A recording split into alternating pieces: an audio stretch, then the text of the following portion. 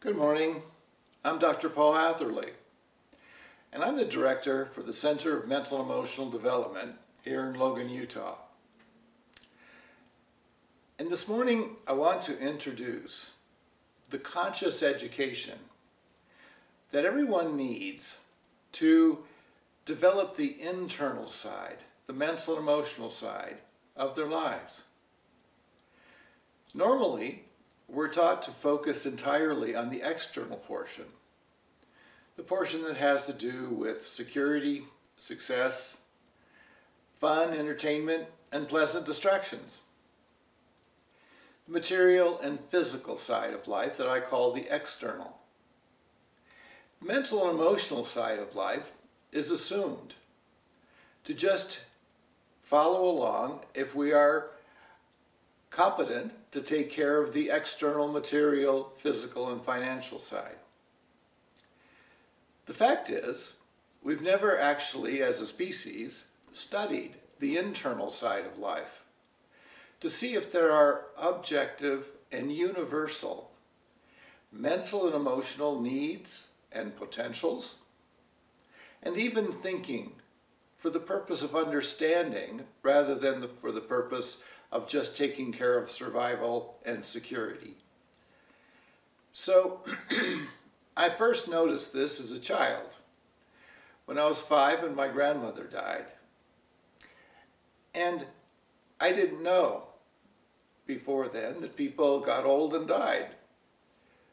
And it came to me in seeing what happened to my grandmother, who at 55 and who appeared to be healthy, but died suddenly of a massive stroke, that it was clear that everyone, including me, was going to age and die. And that frightened me and also motivated me to want to see if there was anything about life that seemed to be satisfying and meaningful over time, to make the journey through a lifespan worth the effort and the pain and the ultimate fact that eventually we all die, we're not coming back. And given this fact, is there anything that would make the journey through my lifespan satisfying, meaningful, purposeful, and fulfilled, or not?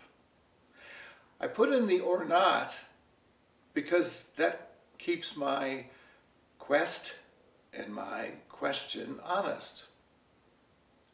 If I didn't put in the or not, then I would be operating on the assumption there must be something somewhere.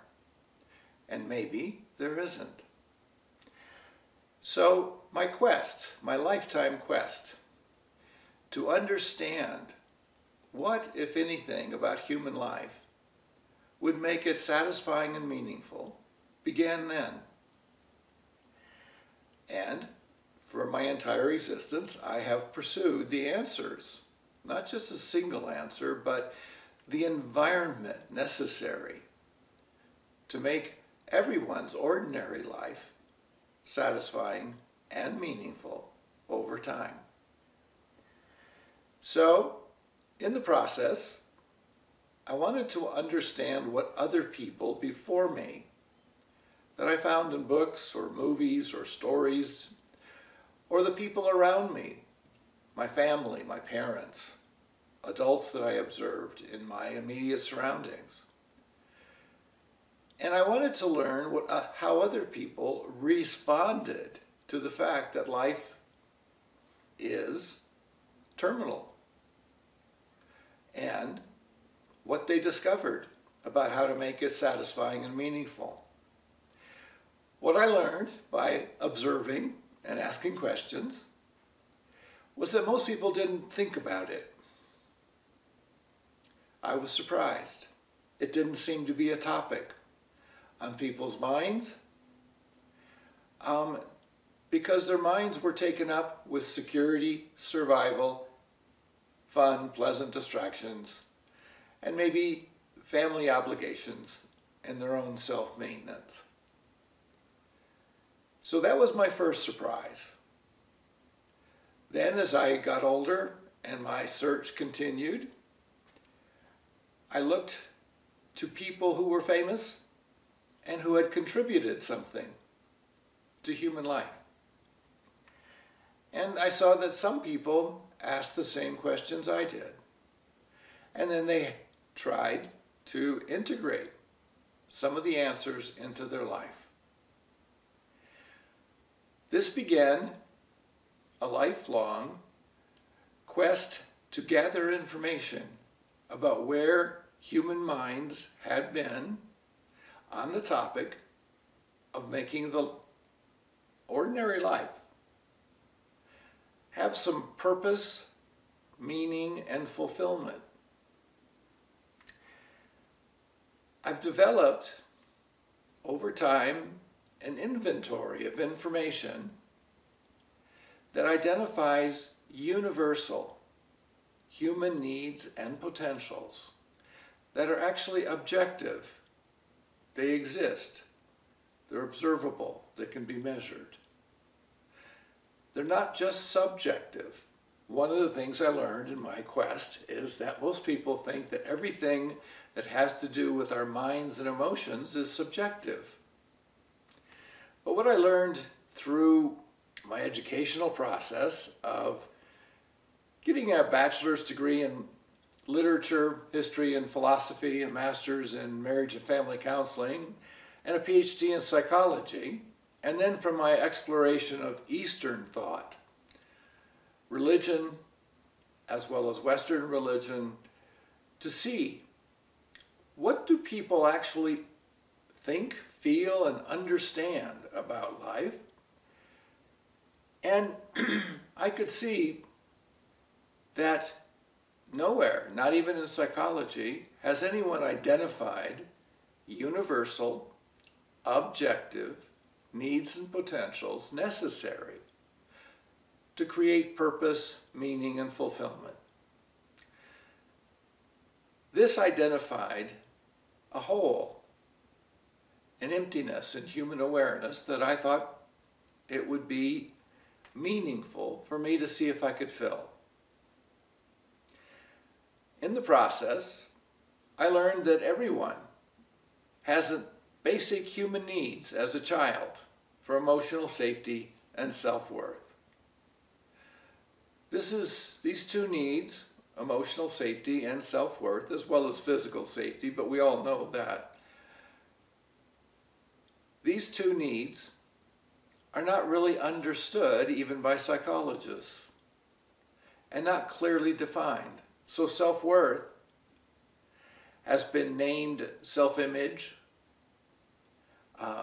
self-confidence, or self-worth, and not really understood as to what creates it, what diminishes it, and developmentally, what happens when we become adults and we're no longer dependent on our parents, and we're still trying to meet our childhood need of emotional safety and self-worth. This brought me to seeing that life for a human requires an education where we go through many developmental tasks, beginning with learning how to provide our own emotional safety and self-worth, and then progressing up a ladder of development where we learn about our other universal and objective human needs.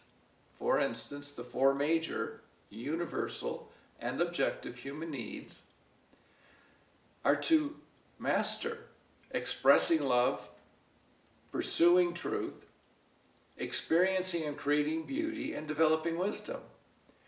You will note that each of these activities are expressed in terms of what we need to understand and master and then apply in our ordinary everyday life. This is part of the developmental task of being an adult person, for which there's no training. Our for which there has been no training.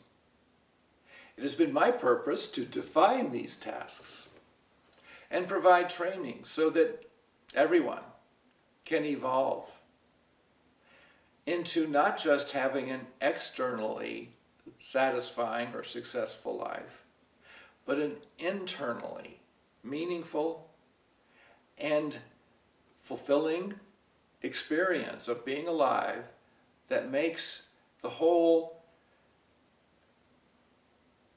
experience of going from birth to childhood to adolescence to adulthood to old age and to finally pass on something that is complete, fulfilling. And to do so, we must fulfill our potentials, which I've identified as 5 objective experiences that we also need to have skill and mastery. These experiences begin with becoming conscious, caring, competent, creative, and make a contribution. These needs and potentials I define in my books, and I teach people in individual sessions how to understand and master the internal needs and potentials to make external prosperity meaningful and fulfilling. As we go through the videos, I will introduce the books, the training program, the entire conscious education necessary to not just have a comfortable and pleasant life, but a purposeful, meaningful, and fulfilling journey through existence. See you next time.